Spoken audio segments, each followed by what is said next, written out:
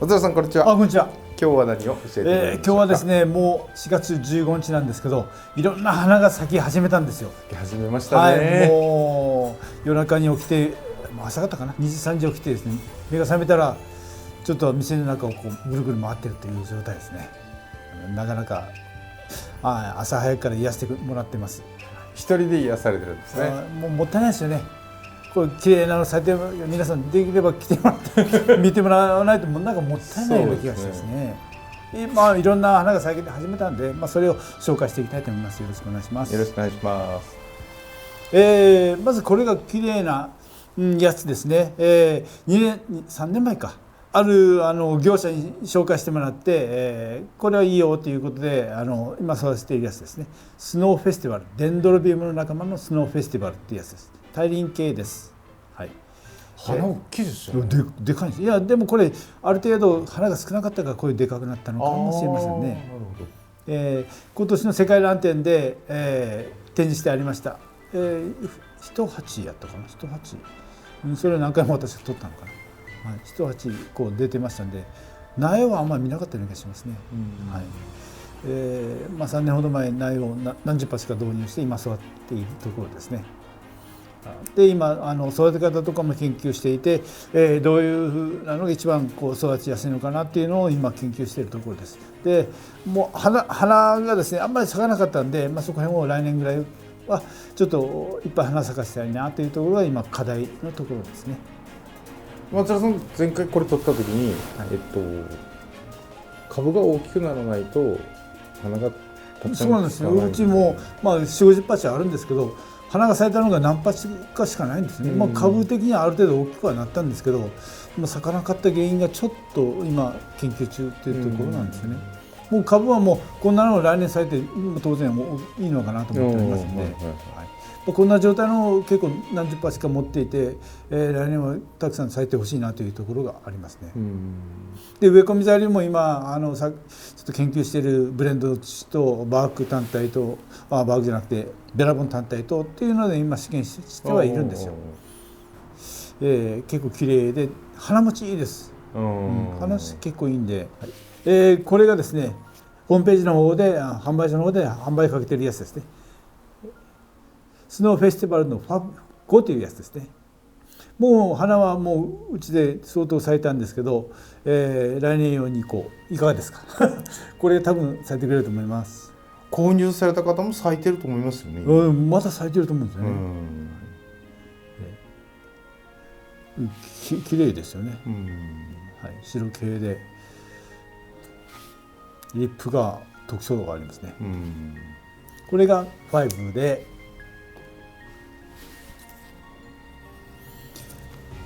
これが2輪しかついてなかったんですけど、2輪でも迫力あるし、迫力ありますよね。ですよね。迫力あるし、しっかりこんなつぼみなのっていう感じで虫みたいですよね。そうがゆっくり開いてきてこんな感じで、こう開いたらもう 2,3 週間咲いてますねこれ。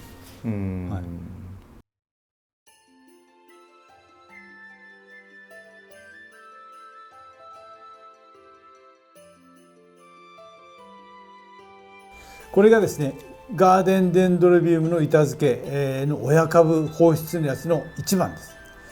もう最初花芽がついた時に紹介したんですけれども、こういうふうになりました。これはですねフェアリーシリーズです。名前まだつけていないやつかな。親木です。これだけ咲けばいいですよね。びっくり。まだまだ花が今からっていう感じですね。今から楽しめると思うし、これ一回凍らせたんですよ。凍らしてちょっとダメージを受けたんですけど、復活してきました。相当鍛えたんですけどね。いや鍛えてありますでももうそんな異常はないんで大丈夫だと思いますよ。根っこもこんな感じに張ってます。で株が大きいとダメージ少ない。そうですね。もうこれは4、5年作り込んでいるんで、寒さのダメージはちょっと強いかなという感じはしますね。この辺も凍っていったんですけどね、なんとかなりましたね。これもですね支柱全然立てていないでこんな感じで自然な感じになっていきます。でもこれもですねあんまり極端に高くならないんで、これぐらいでしっかり自立して花が咲いてくれているという状態ですね。これはおすすめですよ。で今後ですね、吉永さんとこの、板ができてきたらこんなのをどんどん作っていこうと思っておりますんで、それもでもこれ作るのに2年ぐらいかかりそうなんで、はい、大きいやつができたらもうそれにつけて早めに製品を作っていきたいなとは思っているところはありますけどね。でこれぐらいになったらいいですよね。ですよね。ガーデンデンドロビウムですから都会のベランダで十分育ってくれると思います。凍らせなければですね。マイナス4、5度まで耐えられると言われています。でうちで実証実験したんですけど完璧に凍らせたらやっぱダメですね。はい、やっぱり傷んでしまうところがあるんで、でも都会のベランダで霜が当たらないようなところであれば多分大丈夫だと思うんですよね。ですからこれは移動できる商品としてこれから流通させていきたいっていうような商材のこういう仕上がりの状態かなと思います。はい、でこの親がですね、今宮崎のシーガイアリゾートホテルあたりにですねヤシにむちゃくちゃいっぱいついてるんですよ。私のこれのガーデンデンドの先駆者がですね十数年前につけられたやつが今完璧に育っているんで、ここ何週間かのうちに映像を撮りに行きますんで、それも参考にしたらいいかなと思います。これの兄弟です。兄弟がそこにいっぱい咲いて完璧な姿で外で育っている状態をですね今度きれいな映像で皆さんに紹介したいと思っております。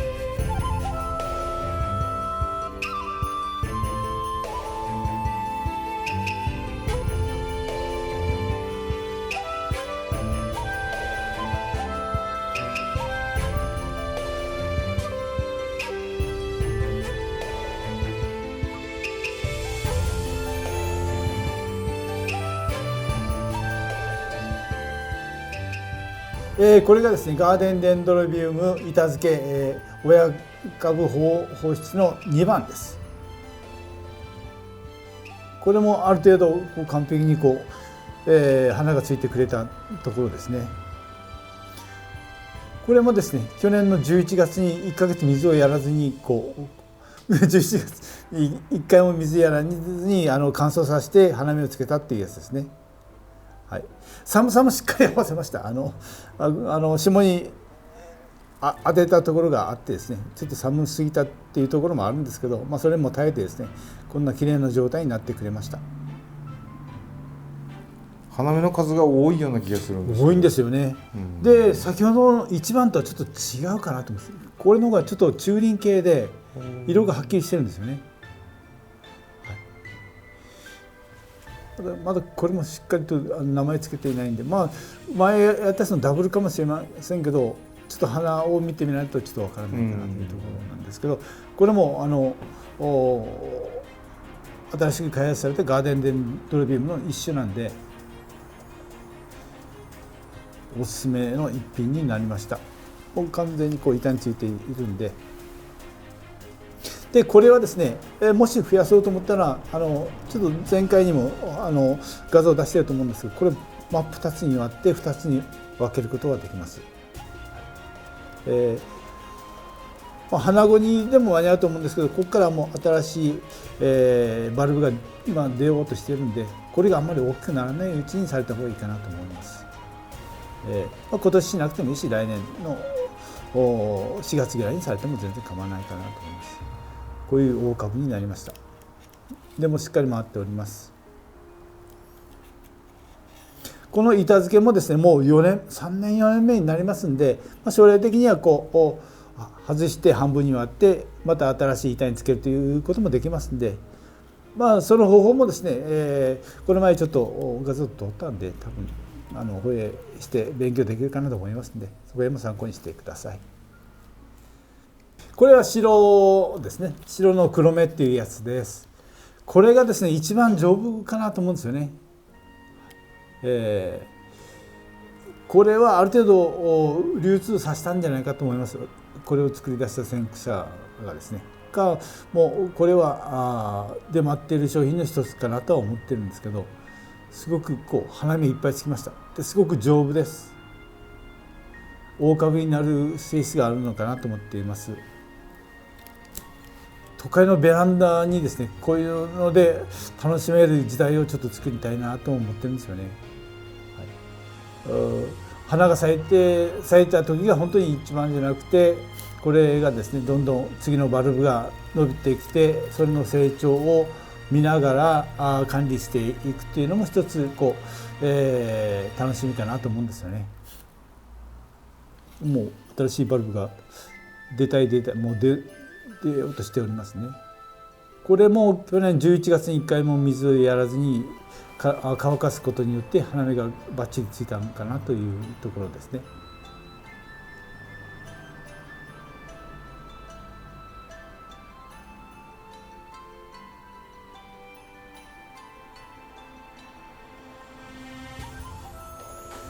これはですね、ガーデンデンドロビウムのフェアリーシリーズ、フェアリープリンスという名前付けたやつですね。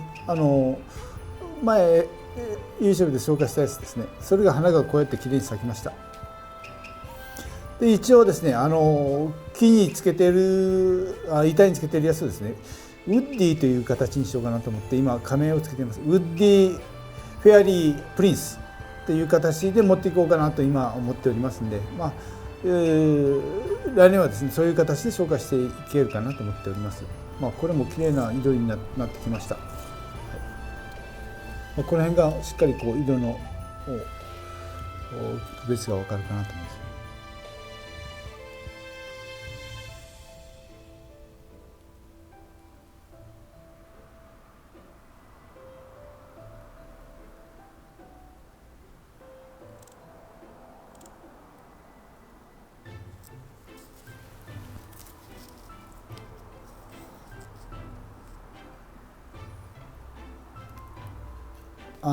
フェアリーレッド7仮名です。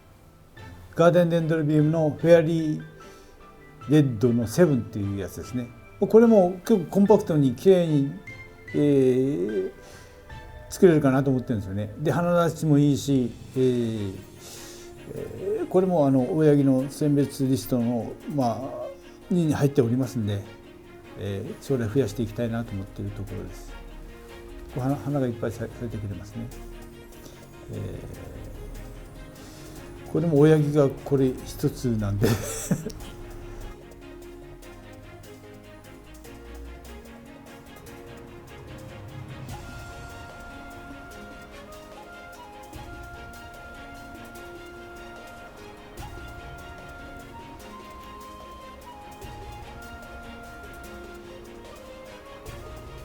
これがですね浜名レイクシリーズのドリームっていうやつですね。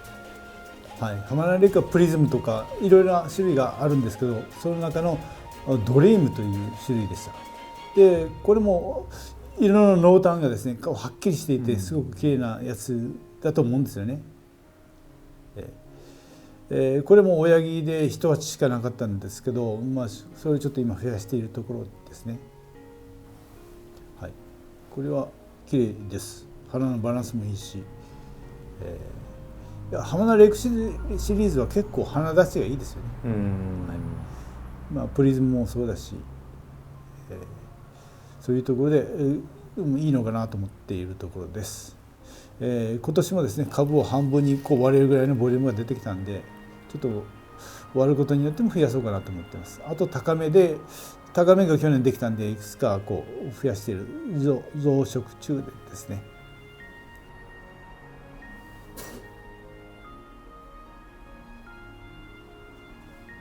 これがですね、赤系で私が数年前すごく気に入ったやつです。で親を探そうと思ったんですけども、数が少なくて、もう何発かしかもらえなかったんですよ。だからそれの親木ですね。もう油断したらすぐ売れてしまったというところで慌てて23鉢残したところでした。それを今ちょっと株上げとかバルブで増やしているところですね。これはすごく特徴があってですね、赤の強いやつに、リップにですね筋が入ってるんですよね。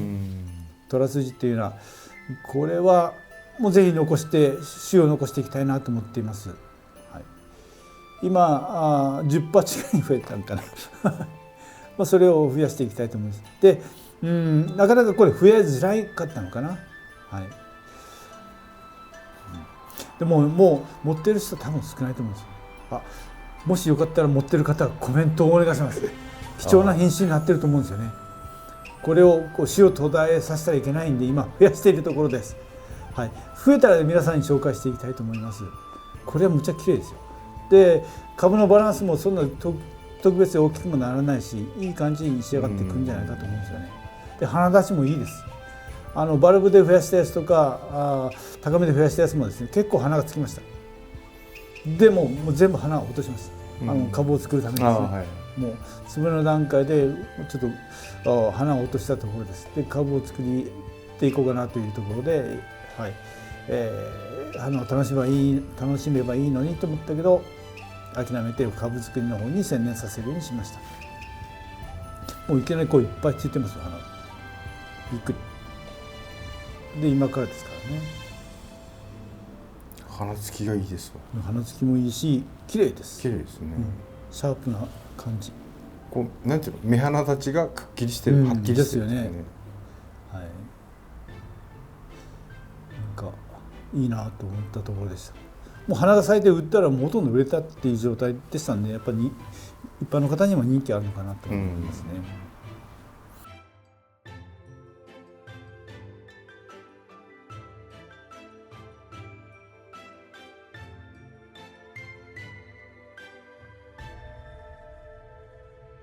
これは育てやすいグリーンアイというデンドロビウムですね。コンパクトに仕上がって花出しがいいということで、導入してみました。これはですね、神戸のラン店でちょっと花出しがいいのを見つけてきたんですけど、で私もですね、バルブ伏せから今何十鉢か作っているんで、それの見本に来年になればいいかなと思って、作ってみました。それもいきなり板付け。一鉢をですね、ちょっと半分に割っていきなりつけてみました。でそれをですね、白縄でぐるぐる巻きにしたっていうやつですね。もう10回ぐらい巻いて、これで根を張らせて、板付けとしての商品を作ろうかなというところでやっております。はい。苔はないんですよね。苔は意識的につけなかったんですよ。意識的というか一応根鉢がしっかりしていたので土がこぼれることもないということと、あと、白縄で巻くことによって安定するんですよね。はい、でもし苔をつけようと思えば、ちょっとひらめいたこともあってですね、細葉沖縄苔っていうのを持っていてですね、それを上に乗せるんですよ。包むんじゃなくて乗せたらそれが広がってくるという性質があるんで、でも1年か2年かかりますから、そういう方法もちょっとこの場合には取ってみようかなと思っています。苔を乗せてそれが将来的に広がってうまくカバーしてくれればそれで一つかな。でも将来的にはこの白い縄も腐ってくるんで、これが外れて根っこだけとあと後茎細葉後茎がこうくっついていればかっこよくなるかなというところで今考えてはいるんですけど、将来的の3年先2年先3年先を想像してみたらですね、そこら辺もちょっと考えながら一応様子見ながらこうちょっと作り込もうかなと思っております。もう今年の花はですね、ある程度まだ咲くとは思うんですけど、これの出来上がり来年を考えています。来年1年かけて、板付けのかっこいいやつをちょっと作ろうかなというところでこういうふうにしました。新しいバルブもですね、12344本は今出ておりますので、これからちゃんと水やり管理と肥料やりをしていったらこれがしっかり太って来年きれいな花を咲かせてくれるんじゃないかと思います。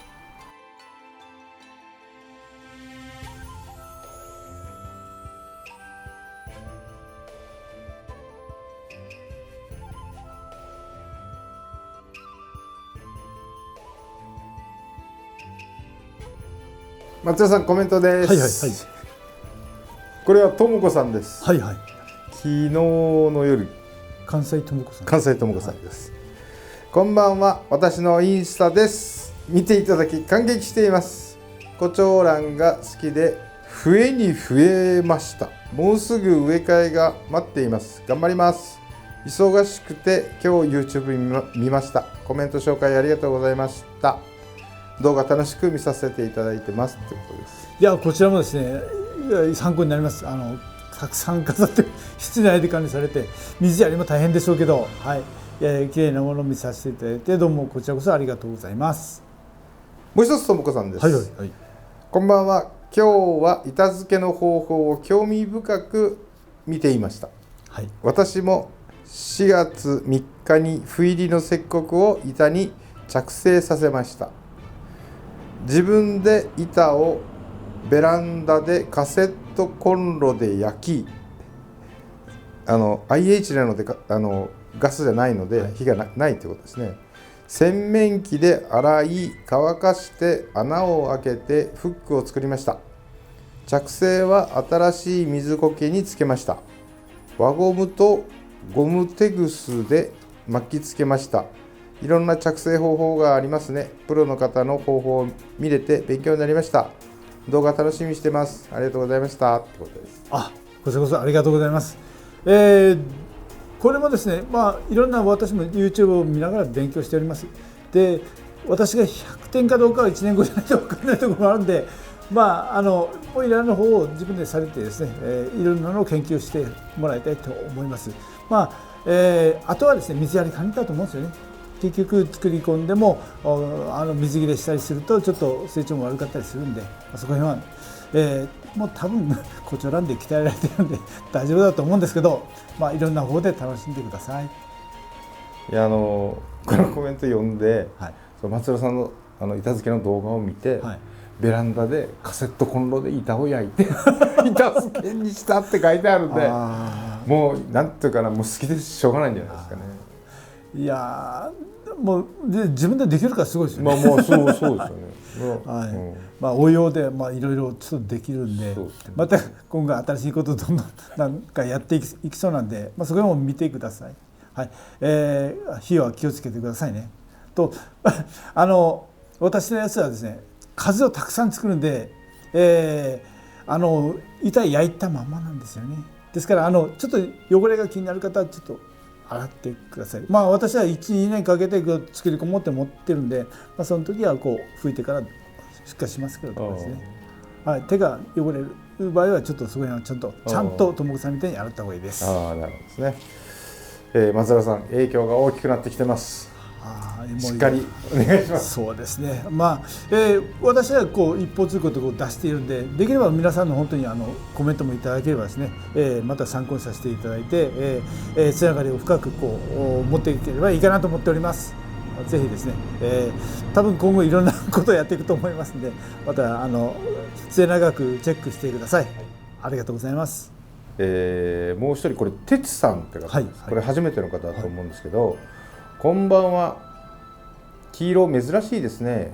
神奈川県南部でデンドロビウムはどれも屋外越冬しているのですが、イエローソングキャンディーは屋外越冬は厳しいのでしょうか。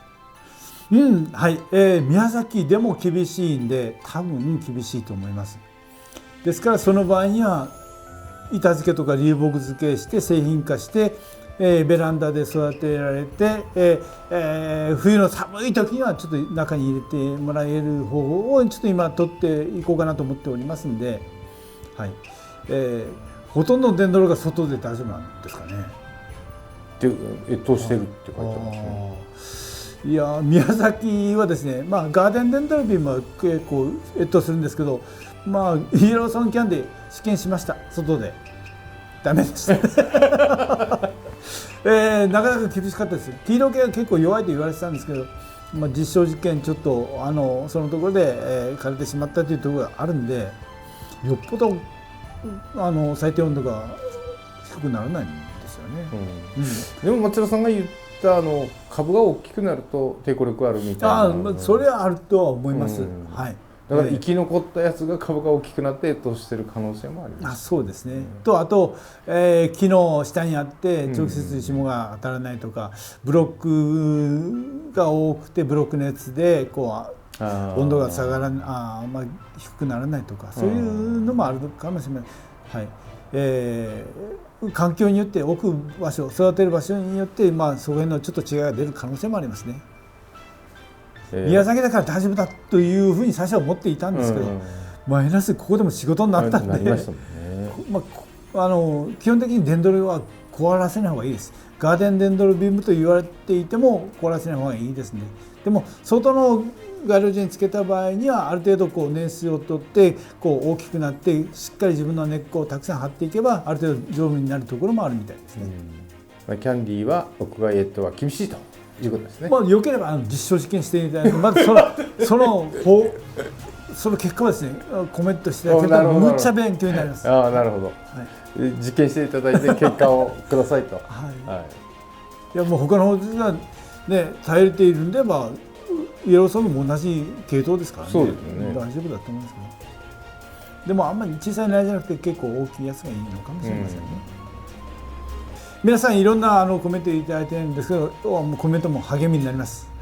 いろいろ勉強になりますので、できれば皆さん気づいたところをですねコメントいただければ嬉しいです。よろしくお願いいたします。ありがとうございました。ありがとうございました。